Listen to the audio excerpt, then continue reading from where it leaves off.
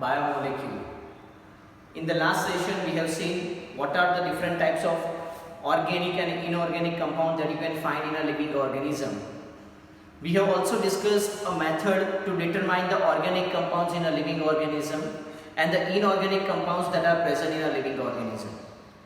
Now today we have to discuss few basic units that are present in a living organism. Okay, so the building block of this organic acid or organic molecules that we have to discuss today. Now already you know that which kind of organic molecules you can find in a living organism. So here these are the list of the compounds, list of the organic compounds that you can find in a living organism. First is proteins, second is carbohydrates, third one is lipids, okay, fourth one is nucleic acids, next is enzymes, next is hormones, next is vitamins. So these are the few examples of an organic compound that you can find in a living organism. We have to discuss in brief regarding them. Okay, so what are proteins, what are the structures, what are carbohydrates, what are the structures and the properties that we have to discuss. So students, we will learn regarding its chemistry and the physico-chemical property of it. Okay, so let's first start with amino acids. Okay, what is an amino acids and what they are made up of and how its structure is. Okay, so let's first start with amino acids. So what are amino acids? Amino acids, they are building block of proteins. Okay, they are building block of proteins. So in a protein, the monomer is amino acid. The monomer is amino acid. So what is an amino acid? Amino acid, it's a monomer. Okay, it's a monomer of protein. In other term, you can say that. Okay, so in a protein, the monomer is this amino acid. Okay, if you see this, the name amino and acid. So if you see the structure, here both the functional group are present. One is COOH, the other one is NH2. This is the second functional group you can find in it. Both the functional group, this is carboxylic acid, COOH, and this one is a NH2 amino group. They are attached to a same carbon. They are attached to a same carbon. Hence, this is called as amino acid. Amino acid, because it contains both functional group, amino group and carboxylic acid. So that's why it is called as an amino acid. As both the functional group, that's amino and the carboxylic acid, that is attached to an alpha carbon, this can also be called as alpha amino acid. Okay, this one is alpha carbon. Okay, this one is alpha carbon. So as both the NH2 and COOH, they are attached to an alpha carbon, that is called as alpha amino acids. Okay, now let's see. You know that the carbon has a valency, 4 valency.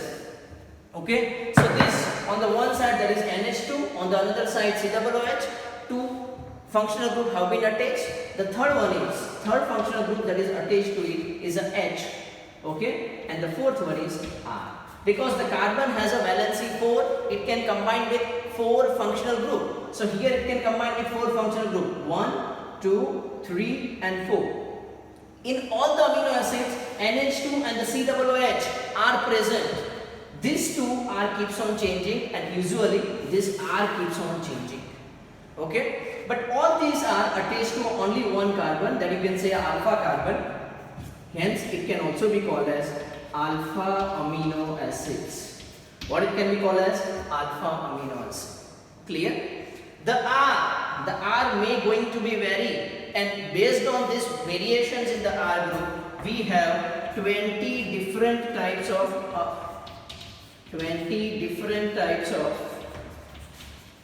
amino acid. Okay, because we have a variation in the structure of this R. the R keeps on changing and that generates 20 different types of amino acid. In short, we have how many different types of amino acids? We have 20 different types of amino acids are there.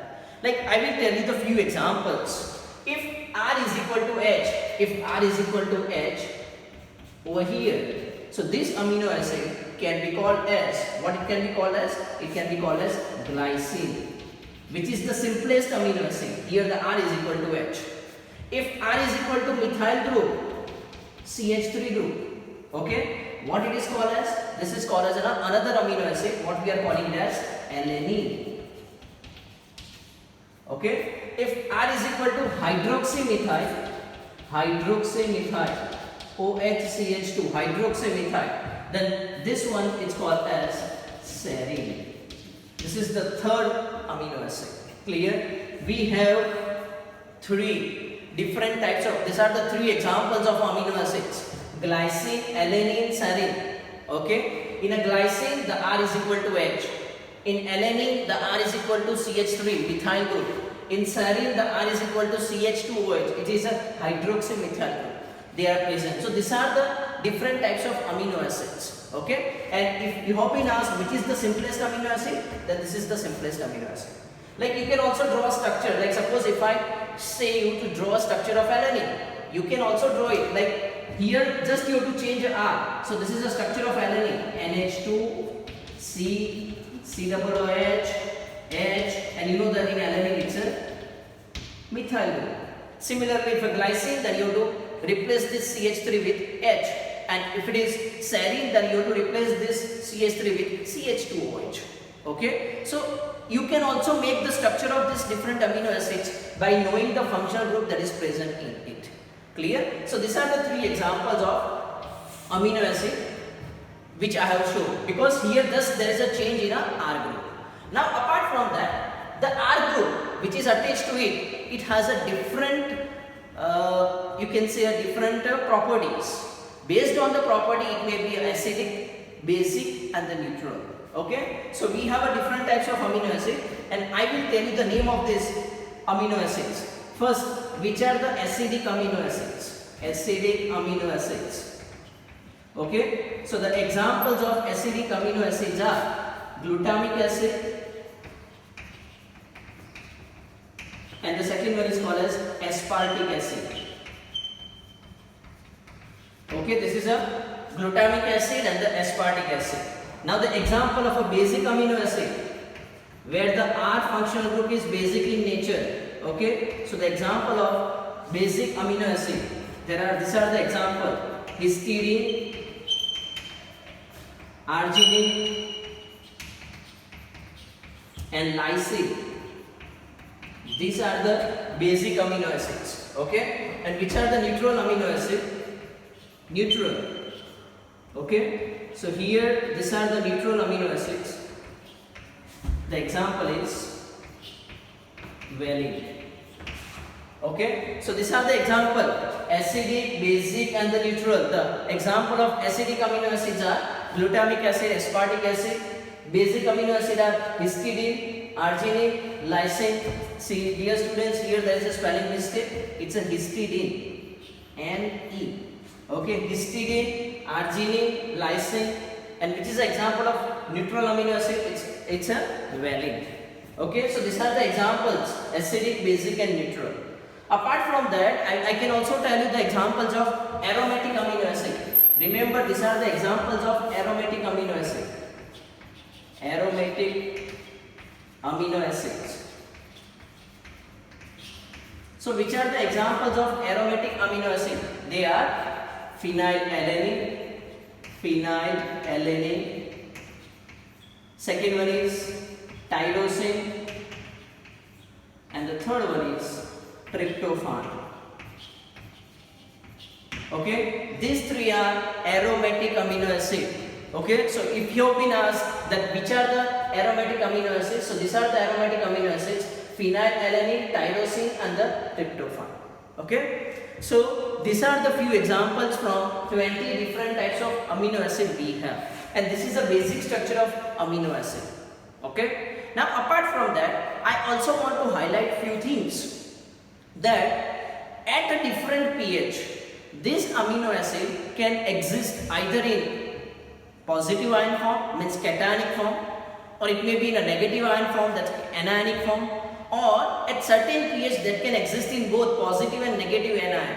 So at the pH at which it exists in both the ions, cation and anion, then it is called as Zwitter ion. What's called as Zwitter ion? And this is a Zwitter ion form of an amino acid. I just only change, instead of NH2, I say NH3 plus and COOH, COO minus. This is called as Zwitter ion form. What it's called as? Zwitter ion form. Okay? At certain pH it can exist on both, that possess both positive charge and negative charge, or cation and the anion. Okay? This form of amino acid is called as Zwitter ion. Okay? So this is regarding the introduction of amino acids. Many amino acids combine together and it forms a protein. But here I will also tell you few things or few name of a proteins which are important for you. It is not given as per the official textbook, but you have to remember this name. Okay? So first thing, you have to remember the name of a protein, and this is for an entrance examination point of view. Name of a protein that is not soluble in any solvent. So this is a name of protein which is not soluble in any solvent. It's called as keratin.